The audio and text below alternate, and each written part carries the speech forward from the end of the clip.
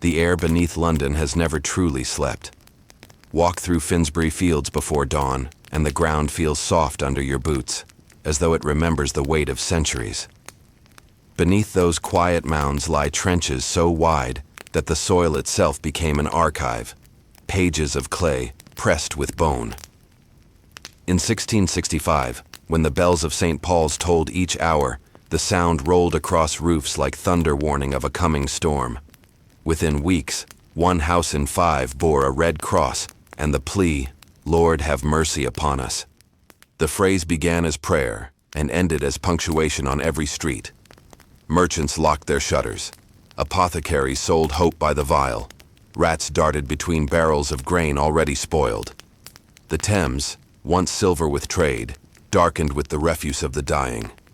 Physicians blamed the air, the planets, the wrath of God, anything but ignorance. Remedies smelled of vinegar, rue, and despair. The rich fled north in perfumed carriages, their wheels splashing through gutters that carried infection faster than horses could outrun it. For the rest, the city closed in like a lung collapsing.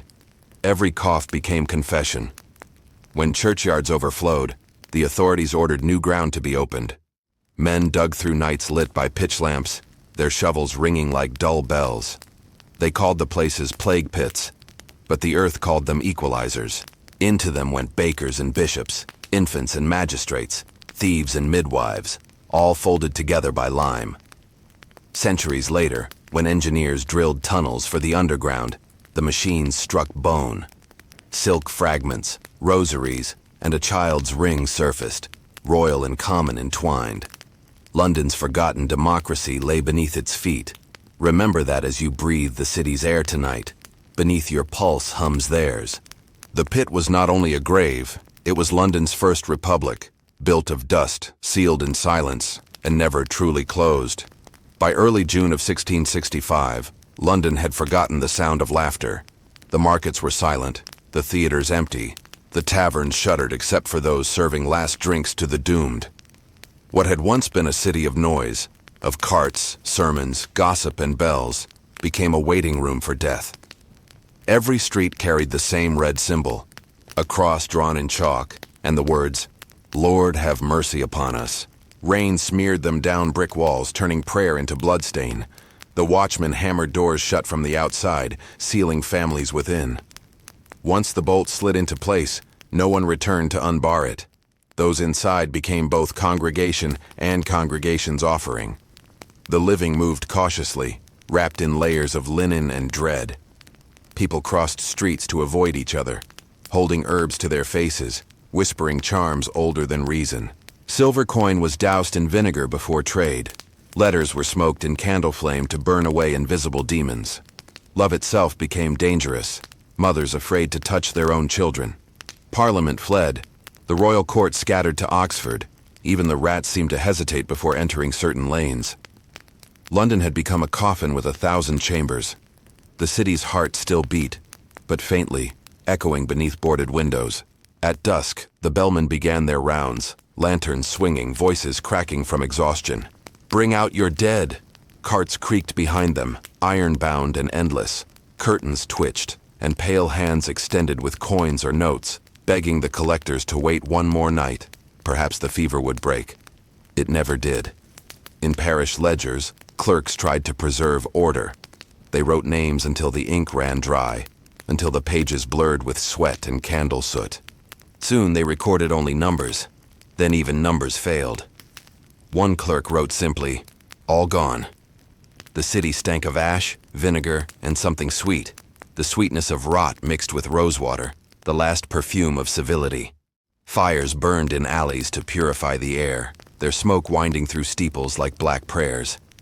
From above, London might have looked peaceful, the Thames glimmering like polished lead.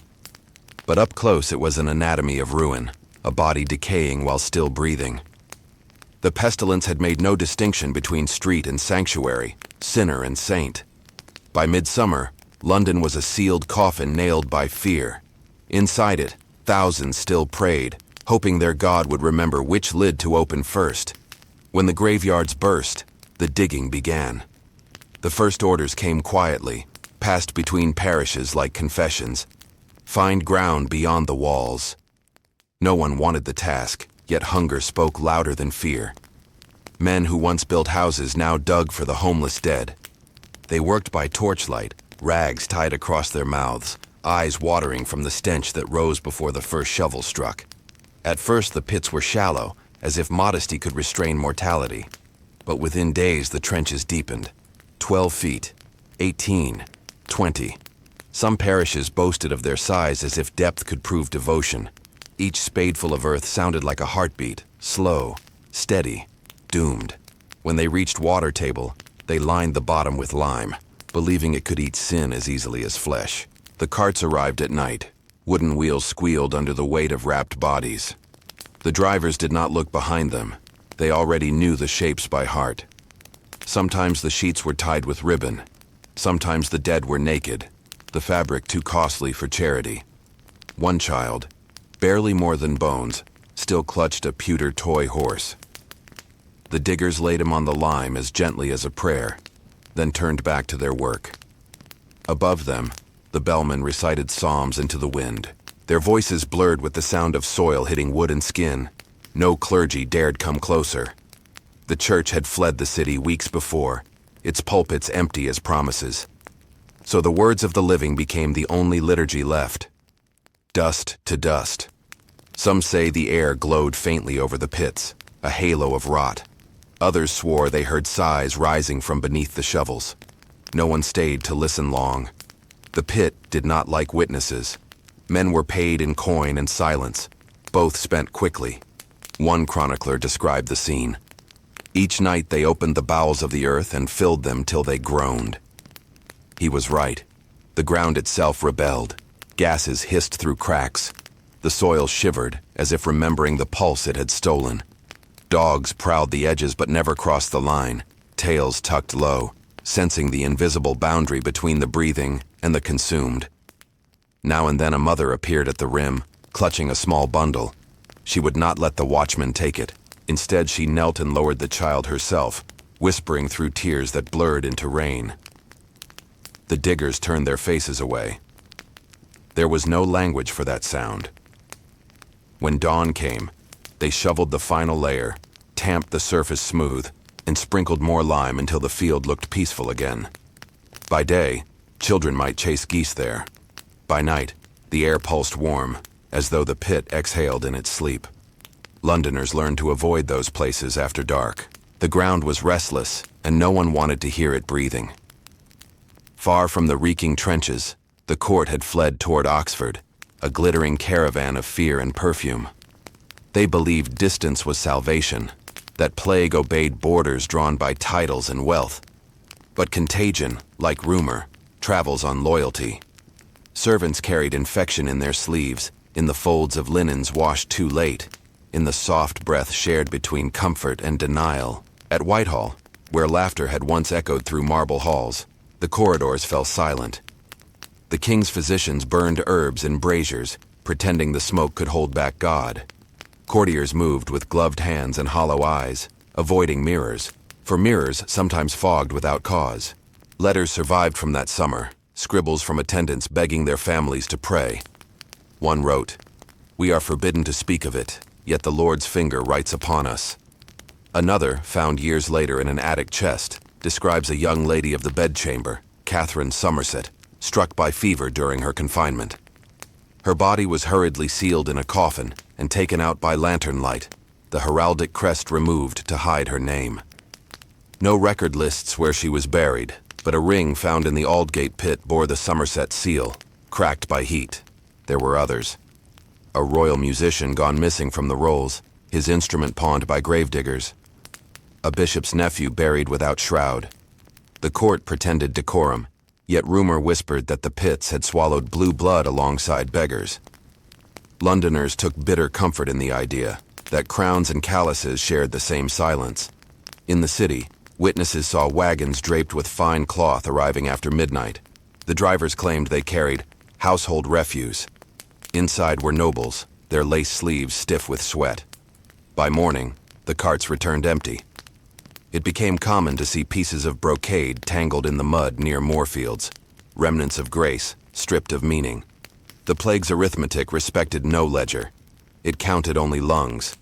In sermons printed after the outbreak, preachers claimed divine justice. The mighty have fallen into the dust beside their servants, for the Lord is no respecter of persons. But not everyone saw punishment. Some saw revelation, a glimpse of what equality looks like when written by death's hand. The disease had erased centuries of hierarchy in a single season.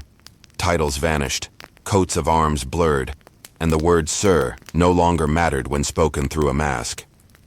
One observer wrote, "It is a strange comfort that our princes die as we do." The thought spread faster than contagion. London, for all its grief, felt a tremor of something new, a secret, guilty relief that even the untouchable could be touched. When winter came and the frost sealed the pits, the royal families returned to their palaces. Yet beneath the marble floors, the same air circulated, heavy with the breath of those who had died unacknowledged. The court danced again, but the music carried the echo of shovels striking stone. By the time winter crept across 1665 into the new year, the sound that once defined London, the tolling of the bells, had thinned to nothing. The ropes hung slack in the towers, crusted with frost. Not because the plague had vanished, but because there were no ringers left to pull them. Silence spread faster than any contagion, settling over the city like a burial shroud. Those who had survived emerged from their shuttered homes blinking at the pale light, as if stepping out from a tomb. They found neighbors gone. Entire streets emptied of voices. Doors marked with faded crosses stood ajar, swinging gently in the wind. Cats prowled through parlors, rats claimed pantries, and ivy began to creep across window frames. Even the Thames seemed subdued, its tides whispering through wharves abandoned by trade. The air still smelled of vinegar and smoke, the twin perfumes of prevention and despair. Survivors moved like ghosts through a city that no longer recognized them. They whispered their prayers now, for fear of awakening the memory of those who hadn't finished theirs. Some thought the plague had taken mercy. Others believed it merely slept. A physician recorded that when he walked the streets at night, he heard faint thuds beneath the cobblestones, as though the city's heart still beat underground. It was the gas from the pits expanding and collapsing with the frost, but he didn't know that. He wrote instead, "The dead knock softly to be remembered." Then, as if to cauterize the wound, came fire. In September 1666, a baker's spark ignited Pudding Lane, and London began to burn. Flames devoured timber and bone alike, racing through alleys built too close to breathe. The heat drew the stench of the plague back into the air. People swore they could hear shrieks in the smoke, the ghosts of those newly freed from their earthen prison. By the fourth day, half the city was ash. The wind shifted, carrying soot as far as the countryside where nobles had fled. They called it God's cleansing. The poor called it confirmation, that even divine fire had to finish what pestilence began. When the embers cooled, Londoners wandered the ruins in stunned silence. They found melted church bells, warped into grotesque halos, and beneath them, blackened earth still warm from the graves below. No one dared dig there again. Grass eventually grew over the sites, soft and bright as forgiveness, but Londoners learned not to linger. The ground felt too alive, as if it waited to inhale once more. For years afterward, travelers wrote of an odd hush that descended at dusk, a moment when even the birds refused to sing. They said it was the hour when the city remembered how to mourn itself. And in that silence, the living learned the first rule of plague: recovery is only another name for forgetting. More than 3 centuries passed before the earth finally yielded its secret. In 2013, workmen digging the new crossrail line at Farringdon struck something that was not stone. The drill slowed, shuddered, and stopped with a sound that none of the crew could name. When they cleared the soil away, they saw the outline of a human skull staring back at them from the dark clay. At first they thought it Roman. London was built upon ruins and bones were nothing new. But the skeletons lay too close, too hurried, and each was dusted with a faint white powder, quicklime. Within days, archaeologists arrived in white suits, faces masked, hands gloved as though approaching the dead still carried risk.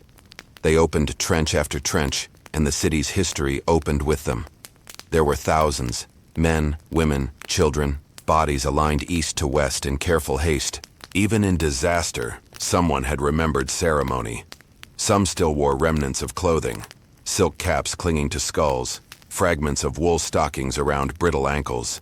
Between ribs they found rosary beads, pewter spoons, wedding rings, and a single copper coin placed in a child's mouth as fare for whatever river awaited. Tests revealed Yersinia pestis, the same bacterium that had swept through London in 1665, the same that had emptied half of Europe in 1348. The plague had not changed. Only our distance from it had. But what astonished the scientists was not the pathogen. It was the mingling of class. A merchant's seal next to a servant's button. A bishop's cross resting against a carpenter's chisel. The pits were democracy in its most absolute form. Each bone told a small story of resistance. One spine showed the mark of lifelong labor. Another, a healed sword wound. A woman's skull bore the faint ridge of childbirth, the trace of life given even as death approached. When they brushed away the dirt, they were brushing centuries of silence from London's skin. Forensic teams worked slowly, whispering without realizing it. They took samples from teeth, noting that even the enamel held the record of starvation. Some skeletons were still clasped hand to hand, proof that even the dying had refused to let go. Workers removed their helmets as if entering a cathedral. The noise of machinery faded, replaced by the soft click of brushes and the pulse of rain on tarps above. When the media arrived, they called it a discovery. But the locals who watched through the fences said it felt more like the city confessing. For centuries, London had paved over its memory. Now it was forced to face what lay beneath its own ambition. At sunset, the floodlights turned the trench gold. In that glow, the bones seemed to breathe, their hollow eyes reflecting the same skyline that had once killed them. The archaeologists packed their samples, sealed their notebooks, and left quietly, aware they had awakened not ghosts, but gratitude. Today, the plague pits sleep beneath glass towers and train stations, under cafes that serve morning coffee to people who will never know what lies a few meters below. The city hums with electricity, but its pulse still beats in borrowed graves. Every rush hour footstep presses down upon centuries of silence, compacting history into pavement. London moves, but it never truly leaves. The plague did something no parliament, no king, no revolution ever managed. It leveled the city. In death, hierarchy collapsed. Silk and sackcloth rotted at the same pace. Gold teeth and wooden rosaries turned equally to dust. The pits became the truest expression of equality, a democracy of decay. No one prayed for that kind of fairness, yet it came all the same. When archaeologists cataloged the remains, they noticed a strange calm in the arrangement.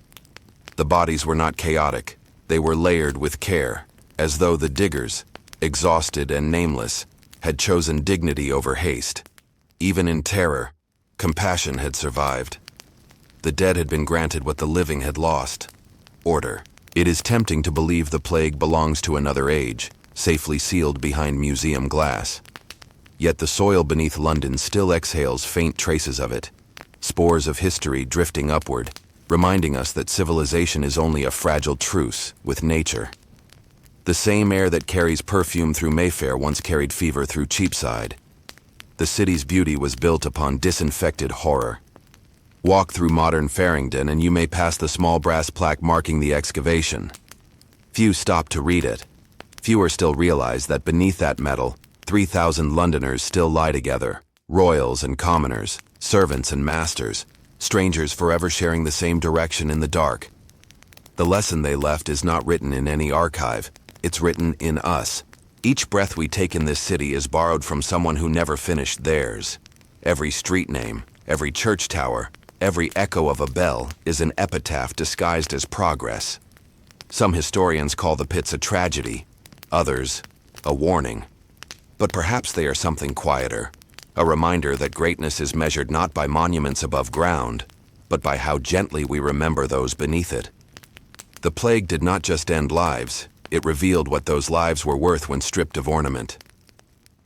When fog rolls over Clerkenwell and the air smells faintly of wet iron, imagine the field beneath your feet, whispering back the same truth it taught in 1665, that all empires, all fortunes, all prayers meet in the same silence. If this story followed you tonight, let it stay. Leave a thought for those who kept breathing for us when the city could not. And if you choose to walk with us again, subscribe and step deeper into the labyrinth of forgotten truths, because some truths deserve to be remembered, no matter how much they hurt.